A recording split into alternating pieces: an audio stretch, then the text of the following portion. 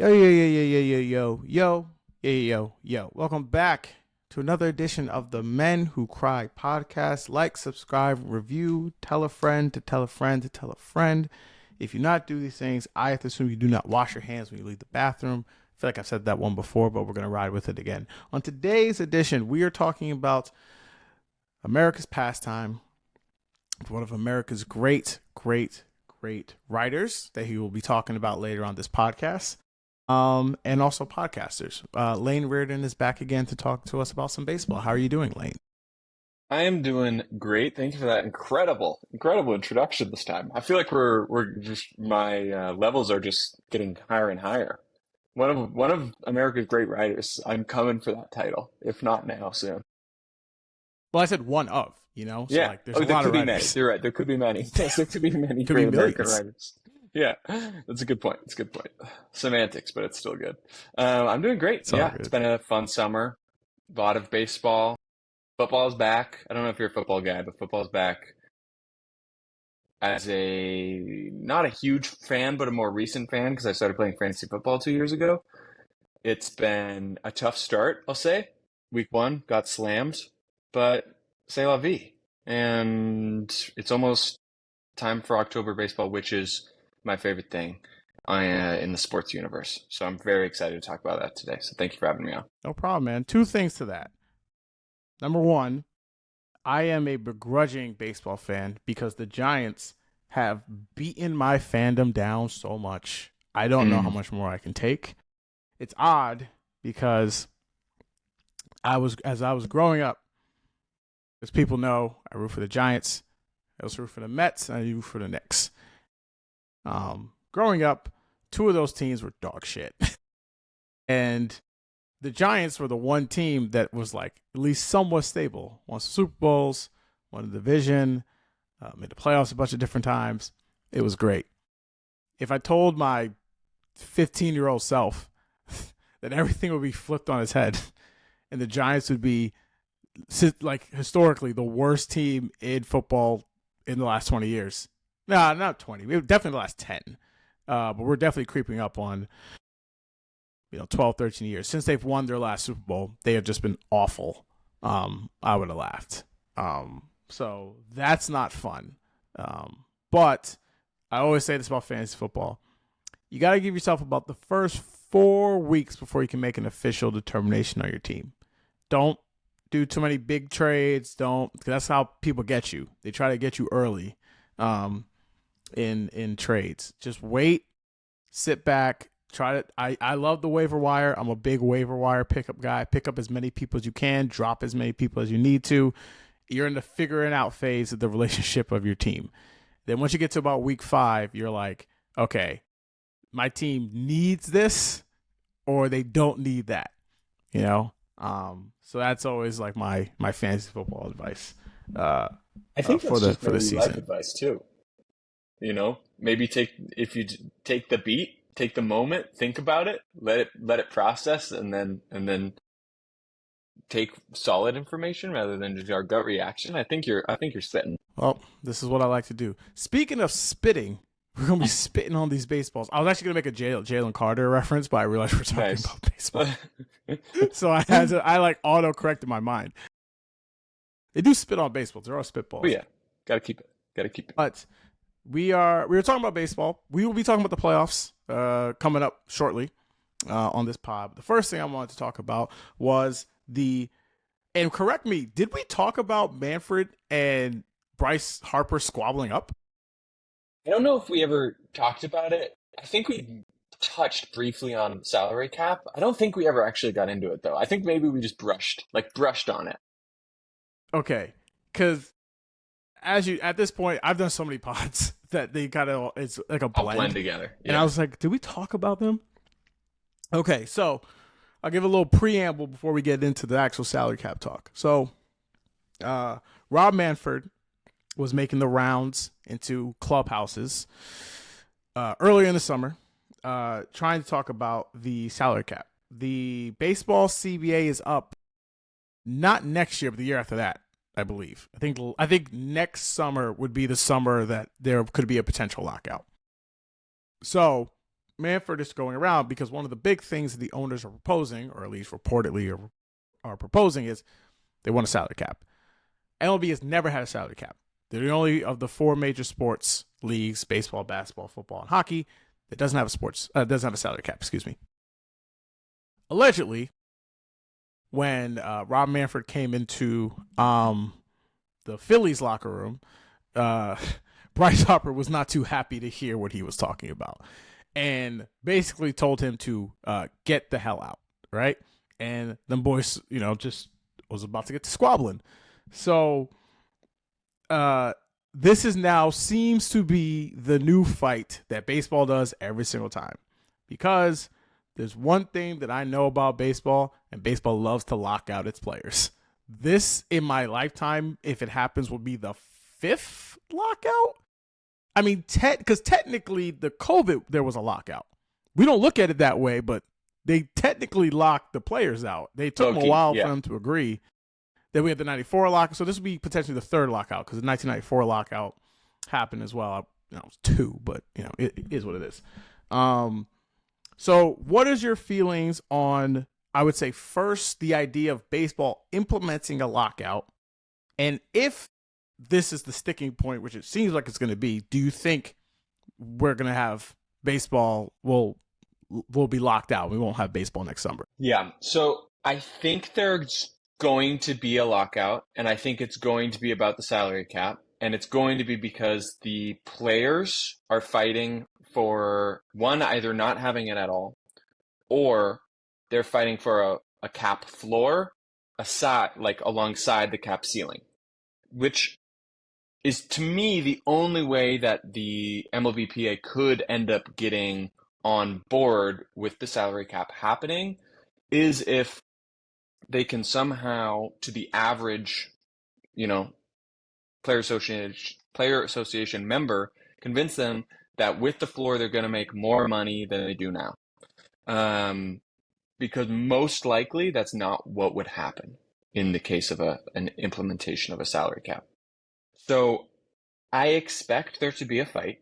And just a quick correction, it will be in December of 2026 when this would be happening during the winter meetings. So sooner than even I said. So next winter. Yeah. So like a year and 3 months soon. I expect there to be a fight, and I expect the MLBPA to not budge on it. That's kind of where I'm feeling like. I don't know. Where are you at? What do you think? So I'll give my overall take on salary caps, and then I'll talk about baseball specifically. I think salary caps are anti-American. I think they're capitalistic, since we live in a capitalistic society. I think salary caps in all sports are simply implemented to stop owners from going into their worst tendencies and giving guys contracts that they will regret. And I think we use salary caps, honestly, to suppress wages significantly. I was listening to the Dan LeBatard show talk a little bit about this, where they spoke about LeBron James' career earnings. I'm not going to have the number exactly right, but LeBron James has made a little bit more than $500 million just in NBA. These are just NBA contracts. He's made like a little over $528,000. Sorry, $528 million. That is, LeBron makes $528,000. I think getting out of bed. Yeah, he has made like about $500 million in NBA contracts. Right. That's less than what Juan Soto's got now. Okay. And the idea that it's been a proven case, LeBron has been underpaid his entire career. Maybe not his entire career, but definitely for the majority of his career, for the amount of money that he has brought into not only his franchise, whichever franchise he has played for, but the NBA at large.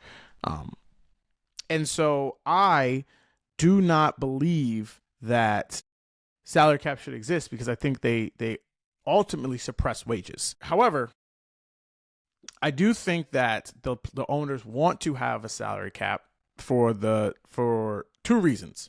One is, I think a lot of owners are feeling the pressure of owners like Steve Cohen, Yankees, the Cubs as well.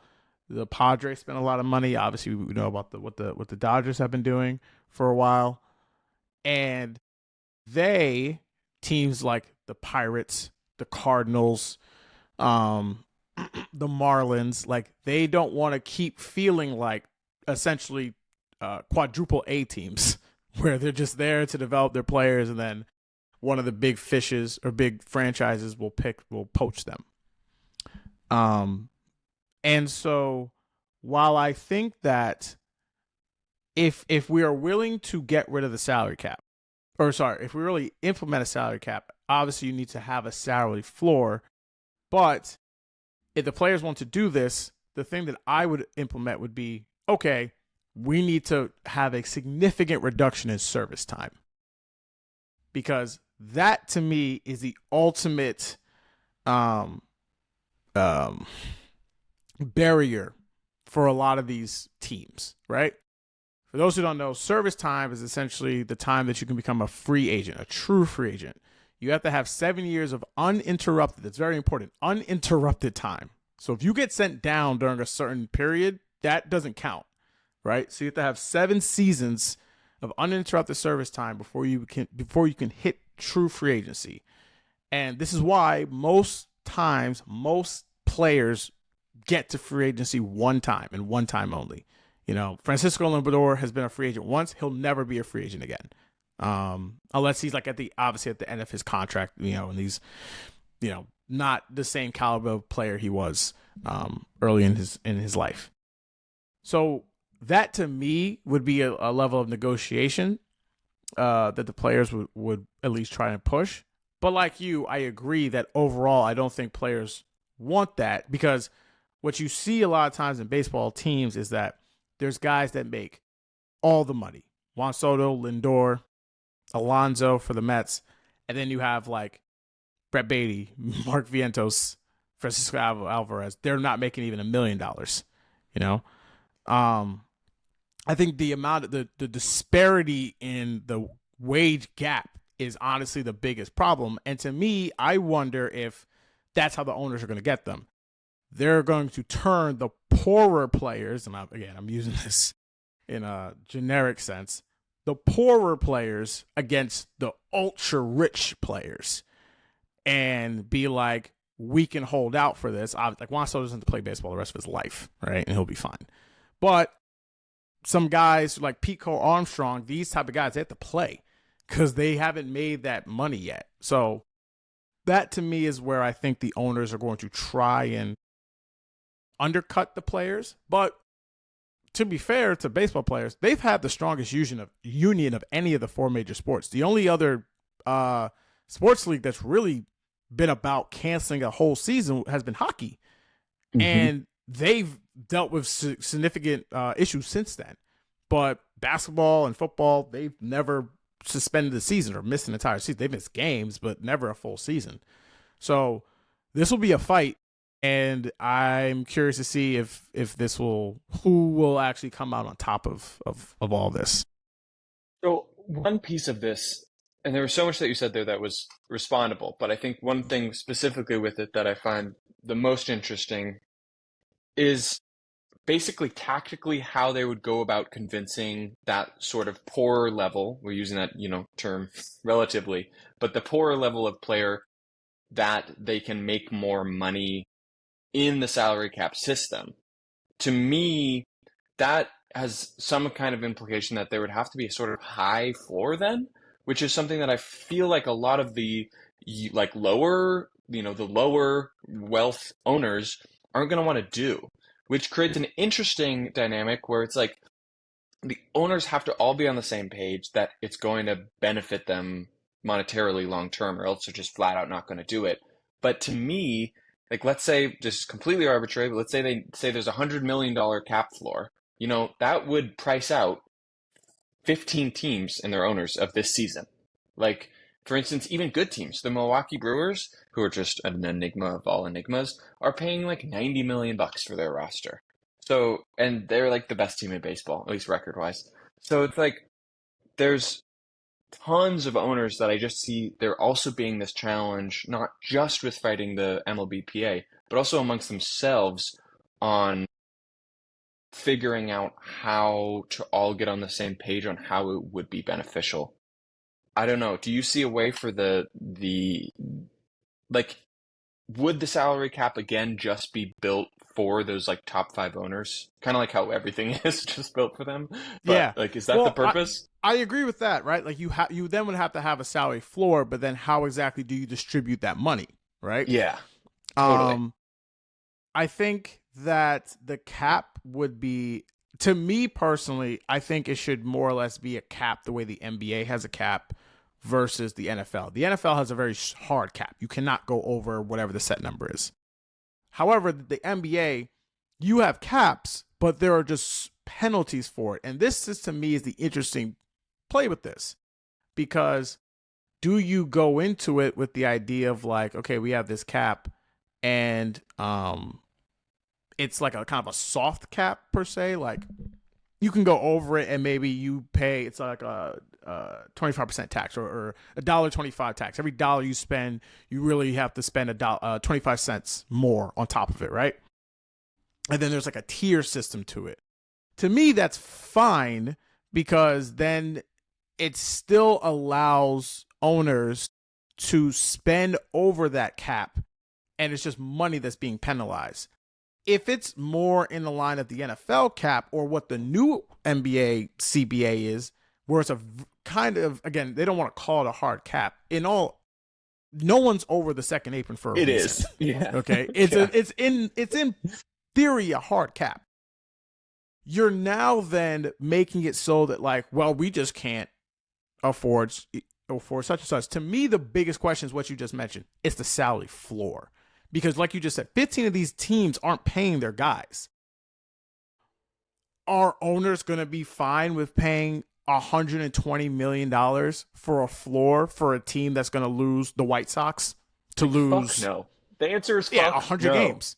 Yeah. That's where the rub comes in, because like you can't have a cap without a floor. So it's one of the interesting things of looking at the NHL and how the lower money model works for having a cap floor and a cap ceiling, because their cap ceiling, I think, is at like something like 90 mil and their cap floor is like 65. So like that's a lot closer than the low end of teams spending currently in the MLB with the Nationals, which I think is at like 24 million. And the top end being, I literally have no idea what the top end number is. Like the Dodgers spending, it's probably the Mets or the Dodgers, like 300 something million. Yeah, something fucking insane. So like that disparity is at such a wide margin as a place of like as a starting place that it is hard for me to imagine a scenario in which they're able to find common ground. I think another aspect of this is that going back to what you were saying with how like looking at the NBA's, fake hard cap with the second apron. We've watched how this has like negatively impacted players this offseason. Like if we look at the qualifying, like the restricted free agents and the way that like that has operated for Josh Giddey and Cam Thomas and Jonathan Kuminga, it's like yep. These guys have gotten low key like screwed by the cap system. That wasn't really their fault. I mean, they agreed to it, right? Because they get voting rights in the CBA or in the NBA to decide if like that sort of stuff happens. I don't know. It's crazy to me. So I'm just really worried that something similar to that, even if it goes into place, would happen where it end up, hurting players' wages, which is, the thing I would care the most about. Yeah, I think the thing that would be the case is the cap would essentially serve as a way to bring the top players down. Right? Now, again, if Kyle Tucker's about to be a free agent, while he's not going to get, he's about to get paid. While he's not going to get, Juan Soto or any type of that kind of money, he's probably going to get somewhere between like Aaron Judge-ish money, maybe like over 300 million, maybe close to 400. That's like the projection right now that he's going to get. We don't know where he's going to go. Might be the Cubs, might go to the Yankees, whatever. It's still kind of up in the air. Would he, I don't know if is he going to be the kind of guy that gets priced out? I don't think it's like that, because he's so good and he's still young enough where it's like you can pay that, and I don't think you can kind of collude in a way to bring his wage down. What you just mentioned, right, with someone like Cam Thomas, Josh Giddey, Quentin Grimes, Jonathan Kuminga. Giddey just got his money, but it was from the team that got him, right? That's the team that paid him his money. We can argue whether or not that was a good deal or not, but that's neither here nor there. Cam Thomas is the better example because he had no market. Once that CBA came into play, and once you just look around the league, there's no team that needs a point guard. And he is, by an extension, whatever you want to think of Cam Thomas, he is a point guard, or he fashions himself to be like a lead guard. There was no market, and the Nets looked at him, his team sucks, and it's like, we don't need to pay you. And so then he gets the number that he gets. And I think Quentin Grimes is going to have to, unfortunately, sign for a similar contract. Kuminga, I think, I think, honestly, Kuminga is more a situation where he would take that because then he could become a true free agent. And maybe that's just better for his situation. But it's going to be interesting to see who are the players for that. Because like you said, the CBA in this instance didn't hurt. It did somewhat hurt some of the top players because they started, what happened is they signed early. And a lot of those guys didn't become free agents. And what you have seen with this new CBA is free agency essentially died. We haven't really seen Kevin Durant, James Harden type guy hit free agency. The last great free agent, and he wasn't considered great at the time, was Jalen Brunson. That was 2 years ago. There hasn't been a guy. I think he's the last guy that changed teams. He's the last guy that changed teams who signed for $100 million. Every other $100 million contract or more has been from a guy that was either his original team or the team that traded for him. So yeah, that's crazy. Yes, I know but that's the thing. It used to be NBA free agency used to be a whole deal, and now does someone get traded, or at this point does someone get cut, right? Like Dame, and I still can't believe that even happened. Unbelievable. As a Blazer fan, I'm so happy he's back. I'm so happy. Back what a weird, hopefully your team doesn't become the Supersonics. Fuck off. Weird trade. Tom Dundon, he'll keep us there. Yeah. Speaking of hockey owner, he'll keep you there. Yeah, he better keep us there. I'm gonna kill him personally. I'm gonna find him. I know. I'm sorry. I know that's like a real fear of Blazers fans. Yeah. It's so scary. But since we're talking about that, even Seattle, since we were talking about that, we're talk about some of these playoff teams or projected playoff teams. We'll start on the AL because I think that one is clearer, but also not because the wild card is kind of all over the place. Crazy race. Detroit, yeah, is going to make the playoffs. The Blue Jays are going to make the playoffs. I feel comfortable enough to say the Red Sox and the Yankees are going to make the playoffs. And the Astros seem to make the playoffs. I mean, so that's the thing. It's one game between them and the Mariners, and then 2 games between the Mariners and the Rangers. Anybody could win that division. Okay. Exactly. Like any of those teams, that's the whole thing. So it's like, I think we have some of the teams that are set in, but we have those rest of those teams that are going in. It's going to be 2 of the 3 from that division. We don't know. Yes. How are you feeling about these division races kind of coming down the stretch? Some teams really need to get in, like the Tigers and the Blue Jays and the Yankees and the Red Sox are kind of set in. I don't want to stamp them in yet, but it'll take a lot for them to miss. But those other teams are still kind of battling it out. The Houstons, the Texas Rangers, and the Mariners. How are you feeling so far about what the playoffs fields could be, at least in the American League? I'm feeling excited because I'm really excited we have a really good division race to end the season. I think back to that, I can't remember, you're going to remember better, but the Mets race with the Braves 2 seasons ago, and at the end I don't want to remember that, but thank you. Both teams won fucking 100 games. Yeah. Mets had an 8-game lead and somehow was the wild card. Yeah. and lost in the wild Ins- card round. So yeah, that was fun. Baseball is the stupidest sport again. But that I love when, especially when it's not my division. You know, it's a division I can pay attention to and focus in on for the remainder of the season. From the AL perspective, I think the really interesting thing to actually watch while they are currently sitting outside the wild card spots is the Rangers. The Rangers in their last series they played the Brewers. They've won 3 games straight versus the Brewers, and then I think they won 2 out of 3 against the Astros. That's that type of like late season against good teams that shows what a team is actually made of. Rangers were hurt the whole year, and they're finally getting healthier. It's just interesting. I don't know. I just feel like this energy coming from them. I'm really excited for that for the finish in the AL East and or not in the AL East in the AL West. So yeah, I'm excited. That's the division I'm watching. That's the one I'm honing in on. I'm watching Cal Raleigh every time. Every time I can watch a Mariners game, I'm watching a Mariners game. I want him to win the MVP so bad. And the Astros, I hate the Astros because, I don't know, I'm a fan of baseball and they hurt me, I guess. I don't know. They didn't really hurt me, but they hurt the sport. And they didn't even really hurt the sport. They were just playing. But it's fun to hate on them. So yeah, that's the division I'm on. How about you in New York? How's the energy in the Yankees in Yankeesville? Well, as a non-Yankees fan, As a Mets fan I and can a Yankees objectively hater. look from afar. Well, here's the thing. I don't hate the Yankees. I hate Yankees fans. It's a very, True. very distinct thing. True. I hate them so much.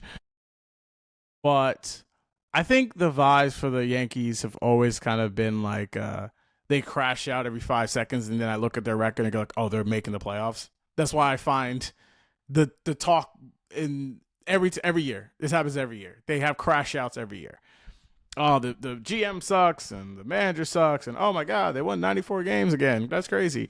I believe they're 3 back now of the division because they just lost to the Tigers and the Blue Jays just won. So that division race isn't over yet. There's still the Red Sox in their path. I think for the Yankees, you have to kind of look at this in a way of like, at some point, it's got to be our year. You know?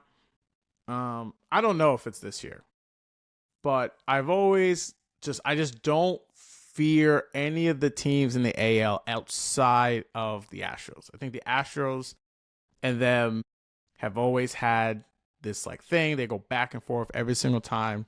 And every year I think, oh, the Astros aren't as good. And then they make the playoffs every single time. That right now, I don't know. I would need to see the way the bracket shakes out. For me personally, that's going to be my ALCS. If they don't face prior to it, I will have it to be Yankees Astros to come out to be one of the 2 teams to come out the AL this year. Boring CS. If it's the Yankees Astros, I'm gonna be bummed. I know the real boring one. I know. Listen, our Red Sox pick bounced back, baby. Bounced back. We were looking hard. great, and then it zoomed back up. Yeah. So, yeah, I just think that preseason I missed the Diamondbacks, which is a bummer. But Red Sox look good. I missed on the Braves. I thought the Braves could be great, but I'm happy that I missed on that. F them. But no, I think the Roman Anthony injury is just gonna be too much. He's basically gonna be out until the playoffs, and that's an oblique injury, and those things are tough to come back from. Yeah. So he's not gonna be the same. He kind of Yeah, and when he came up, he kind of revolutionized their lineup, and they've been really good since the Devers trade, and coincidentally him coming up as well. But I think for them, the Yankees specifically rather, it's going to be something that's interesting. I'm very interested to see like if Judge can play in the outfield. One of the big conversations is about this. Like, I think the issue is in his back, I believe, and the issue is that they're afraid that if he throws too hard, it can then affect his UCL. And then if his UCL tears, he's going to miss all next season or most of next season because he's going to need Tommy John surgery. But the problem is that they need Giancarlo Stanton to play in the lineup. And I watched some of the games that he played in the field. He was terrible. And that's not on him. He can't run anymore. He's a DH. He's a statue. Yes, he can't move. And I'm just like, are you really going to not play him? Like, you can't play him in the field. the team will just they'll whack the ball that way every single time. Especially they'll just load up with a bunch of right-handers and then they'll just pull. We're going, right? So like, I don't think that's tenable. I don't think they can play him there. And so I think Judge will be in outfield, and I'm very curious about whether or not he'll be able to physically hold up throughout that time. But I still think their offense is gangbusters. 1 through 9, their team is awesome. In the stretch, their pitching has kind of been a little hit or miss, though. Max Fried has seemed to like stabilize. He had a big long stretch of not being good. I think he's kind of turned things around. The Volpe conversation has just been funny because I assumed that he's going to get benched in the postseason. He hasn't been good, and yeah, we'll see if they can get their bullpen in order, because that's another big thing with the Yankees. Their bullpen is very shaky. So we'll see. We'll make World Series picks a little bit later when maybe we get into the postseason time. But that's I want to highlight how one thing how now. I feel. Yes. The thing that I feel like has been looming in the AL for the last, 2 months, 3 months, is that, and as a Pacific Northwester, I've watched a lot of Mariners baseball. And within that was, our run to the playoffs, a couple years ago. And with that was Yordan Alvarez destroying every Mariners' hopes and dreams. So Yordan is gearing up to come back, which is just the most nightmare fuel-inducing sentence for me ever as an honorary Mariners fan. I just want to highlight it now that if he comes back, which I think he probably will, and I'm going to guess that the Astros probably win this division, he is going to do damage in that lineup, and they need it so badly. They need he's one the key more to their bat. whole lineup. He's a key to their whole lineup. I mean, Pena has had a bounce back season, which has been awesome. I actually love that guy. I love watching him play short. And I'm a Cubs fan, so watching Cam Smith be good somewhere else is hurtful, but I'm happy to see that he's good because I was a fan of his in the prospect system. So I'm glad Cam Smith is good. So them with Yordan back, I just feel like if he's actually healthy, is going to be the nightmare of the playoffs. He's going to be so ready to win. Their pitching is odd. Obviously, starting pitching is weird. They have like 2 starters and a bunch of like relievers basically that they're platooning. But that's the thing. Not even to cut you off, but that's baseball at this point. Honestly, totally. like, yeah, you're right. We can this conversation can even transition into the National League, where like I do not know if the Mets are making the playoffs, and I have been holding against hope that I'm not gonna fall into the trap of panicking. I've seen this franchise fold too many times in September. Their September is not going well. You could argue that they could have gotten swept in Cincinnati. They are probably, I don't know what this podcast will post on Friday, but they could have been swept by the Phillies by the time people listen to this. And their lead is just not there. 2.5 games. The thing is it's 2.5 games still? Yeah. 2.5 games without over the tiebreaker. Yeah. Over the Giants. And I don't think they have the tiebreaker over them or the Reds. Or the Reds. It is such an odd year because if I showed you Lindor's numbers, Pete Alonso's numbers, Brandon Nimmo's numbers, and Juan Soto. Juan Soto should be in the MVP conversation. He absolutely should be in the MVP conversation. He's going to have 40 home runs and 30 stolen bases and an OPS almost at 1,000. His OPS was so down. He might have an OPS at 950. At 950. He should be in the conversation with him, Schwarber, and Ohtani. It should be those 3 guys. Totally. And I don't want to hear about winning. Ohtani's team might not win the division. So, okay. Yeah, like, don't miss me with that. And yet, they are barely hanging on to a wild card spot. I just don't get their team. Oh, I take that back. I get it. They have no pitching. None. They're relying Yeah. on kids. Their best pitcher is 23. What's interesting, He's made 5 starts. He's 4-1, and the one game he lost, his team scored 0 runs. He went 6 innings against the best team in the division. He's faced the Phillies twice. He's gone 14 innings. He's given up 1 run. Yeah, that's crazy. And they might not make it in. Oh God, it's so fucking annoying. Okay, they really might start 3 rookies.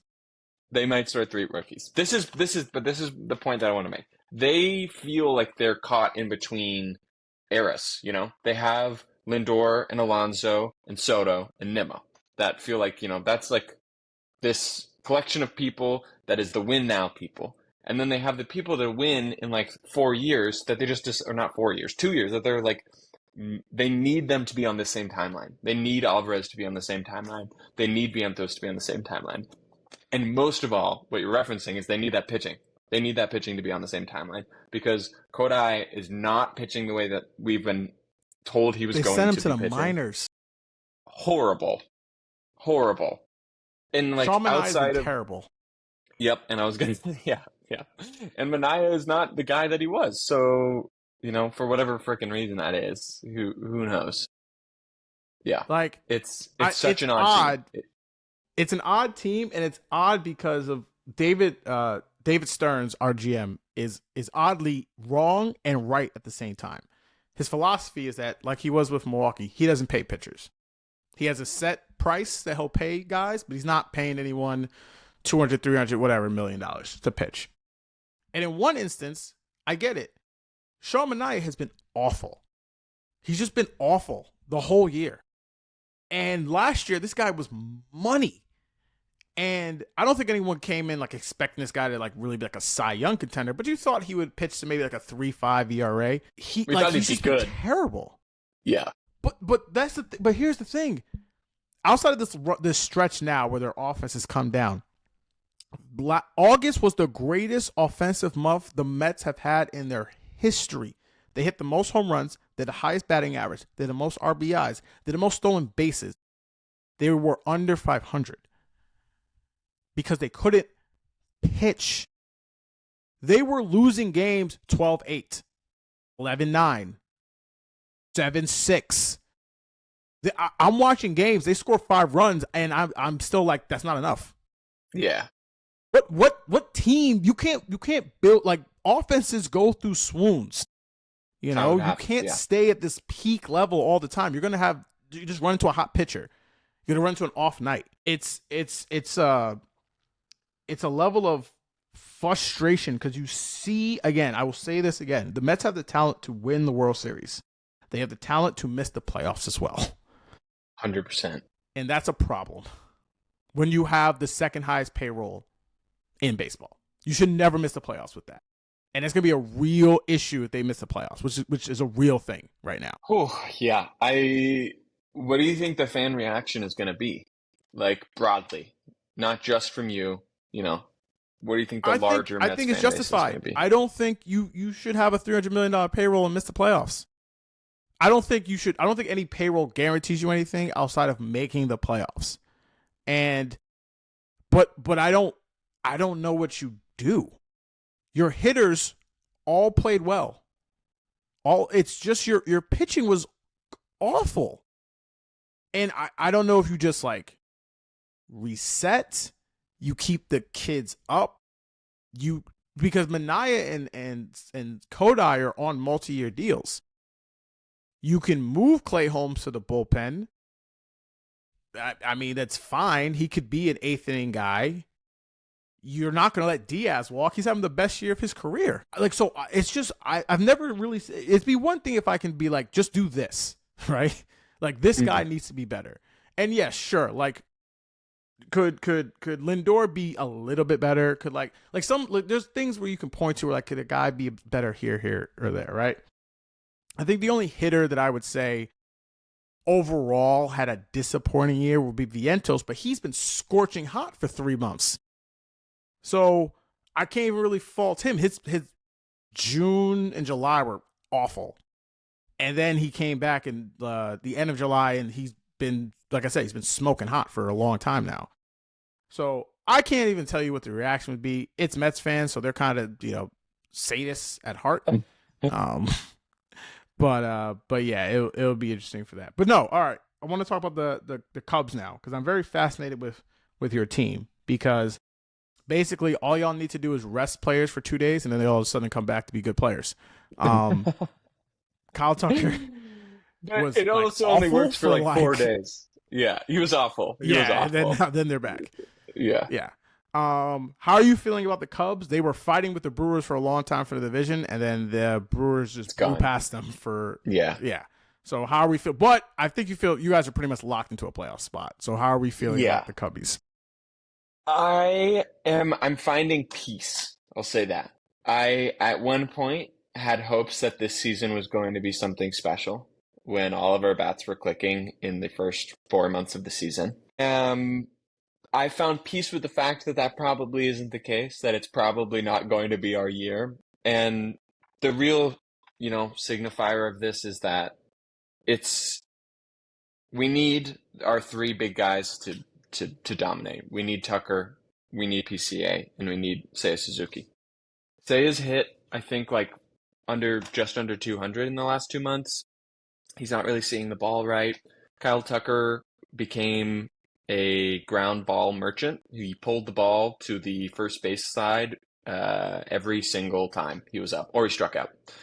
And PCA has always had swing and miss issues. He likes to chase a lot.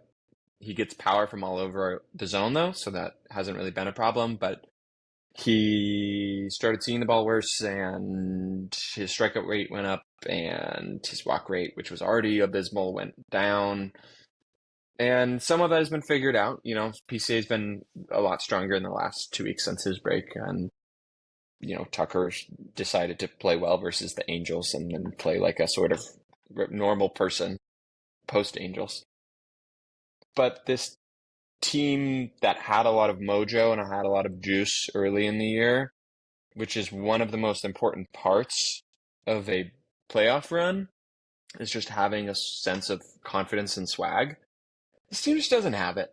And they might be able to find it before playoffs start, but the likelihood of that is really low. There are some really good signs for this team, mostly that Horton, our rookie pitcher, probably deserves to win Rookie of the Year, and that Imanaga is still lights out except for the home run ball. He's an incredible pitcher.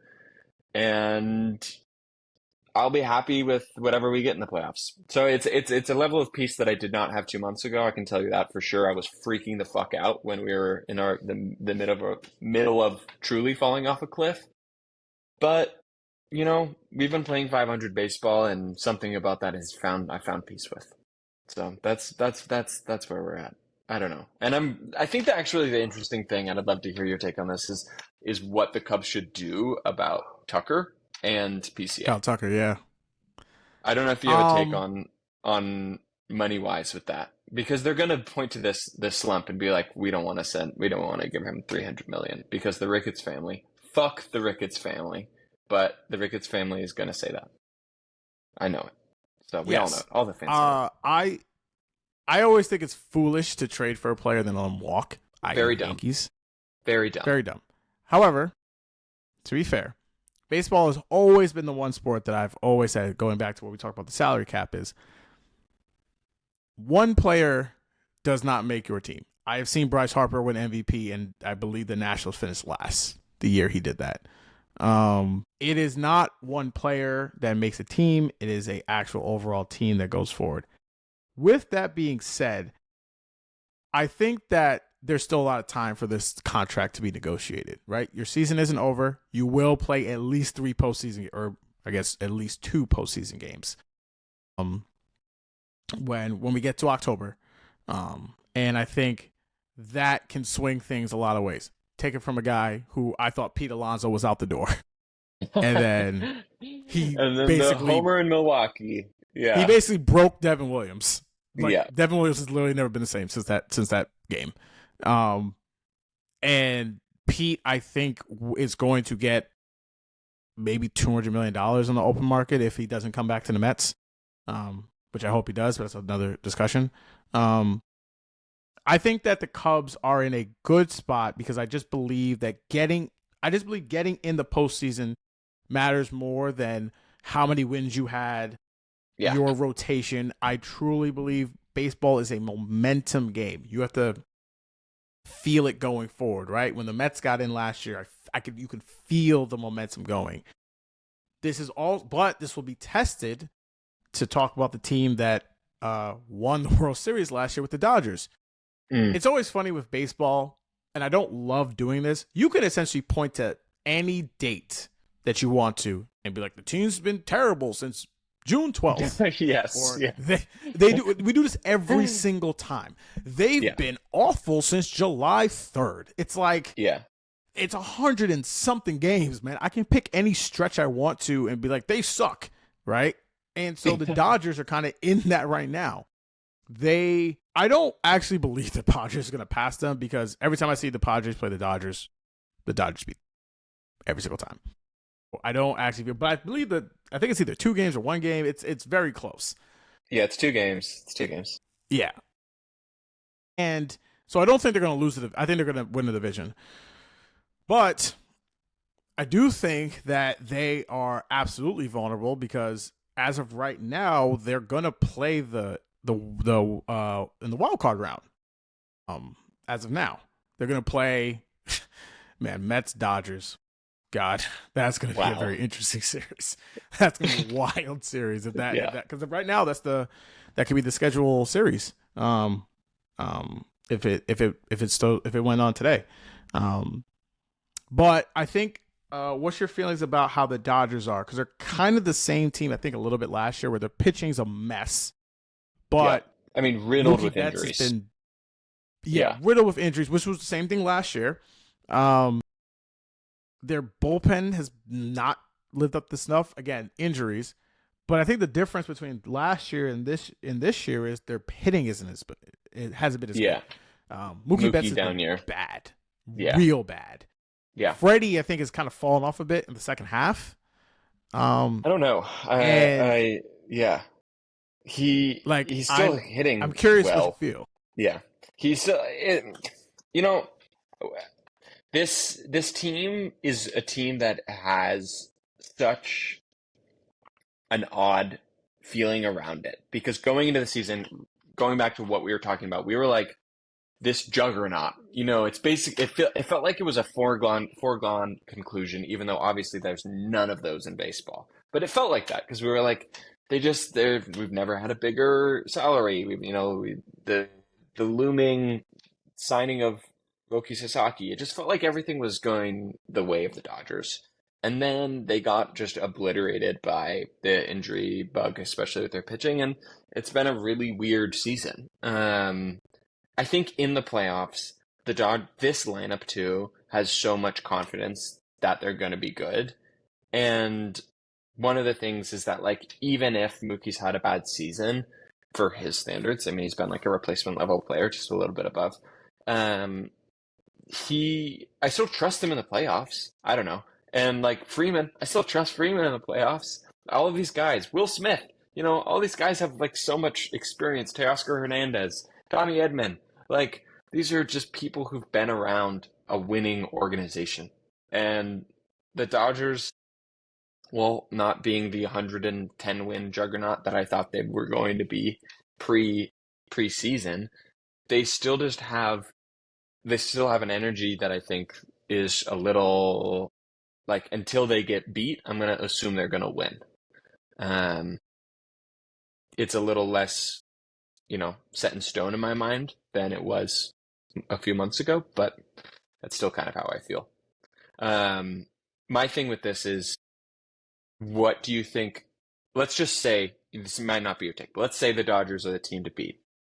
Because I just don't trust the Brewers. That's my secret. I don't trust the playoff Brewers. No one trusts. You should never trust the Brewers. Never trust the Brewers. What is the team that is most likely to beat the Dodgers? I think any of the teams can beat the Dodgers.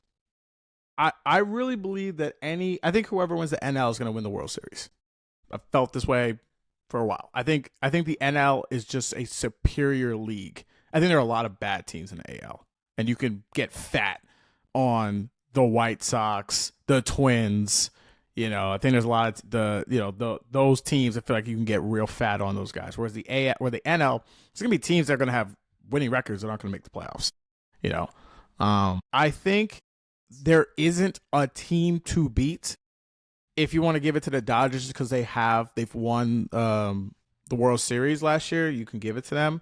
But I think to me, as much as I really don't like this team, I think the team that to me is the most complete team is it's the Phillies. I think that their starting pitching to me I trust the most, even without Zach Wheeler. Sanchez I think is really good. Suarez I think is very good. They have a really dominant closer in Duran. Duran is actually how you pronounce his name. And they still have really good hitters. I don't necessarily trust their outfield defense per se. Nick Castellanos is all over the place when he's out there, but there's not a guy I fear most when he's up at the plate. Speaking of today's events, wouldn't be surprised if he hit a home run today. But that's just what he does. It's just what he does. Oh Jesus!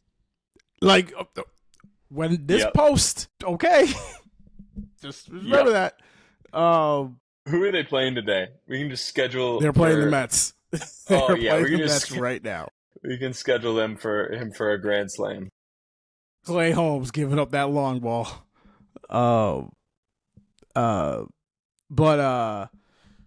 But yeah, I really think that they have the most complete team. They've obviously been to the World Series fairly recently. Also been to the NLCS.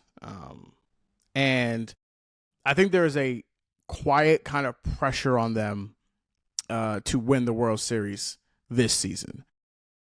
Swarver might be gone, even though we'll see how that goes. The team is just getting older. All their best players are in their 30s. All their best players are in their 30s. And this group, like I said, has been around for like a pretty long time now.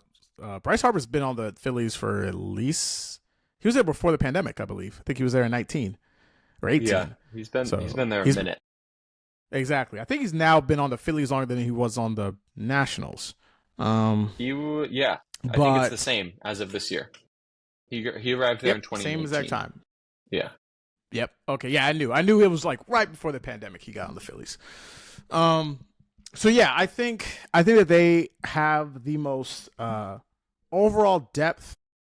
Their bullpen, like all bullpens, it's hit or miss. You're never gonna have these bunch of lockdown guys.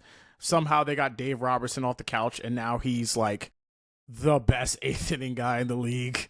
Of course. Relief pitching is the weirdest thing. It's so fucking weird. Again, you can find any. The Mets got Halsey. This dude was unhittable. He has an ERA of 11.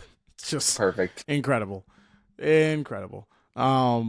So yeah, that to me is the team. If I'm picking a team to quote unquote beat, that would be the team I think has the best chance to win it. However, I absolutely think anybody can get to the World Series. Mets, Phillies, Dodgers, Cubs, Padres. Maybe not the Giants if they get in, because I think that would be a big ask of them. But yeah, I think that's a pretty open-ended team for them, or open-ended division per se, for anyone to be able to win the league. So yeah, agreed. All right. That's all the questions I had, man. I really appreciate you coming on again. Lane, I need you to plug what you're doing, where the people can find you, and your new project coming up, man.